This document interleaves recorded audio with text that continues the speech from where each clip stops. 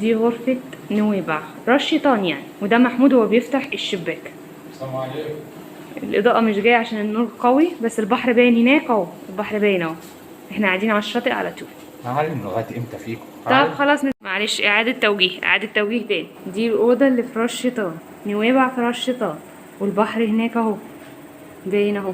الأوضة اهي، ومحمود نجيبه مرة تانية. السراير اهي، ودي شنطنا، وده محمود. مستنيين الباص ياخدنا لدهب ان شاء الله. الأوضة اهي، السراير، محمود تاني. محمود بيشوف الفلوس بنجهز درجة الفلوس يا اهي. حوض، استغفر الله العظيم يا رب. المية المية بالحوض بالحوض. هناك في واحد زي ده، هناك اللي جنبنا برضو. وده الحمام، وانا هو في الحمام باينه. الحمام طبعا ما اقولكوش اخر تراث.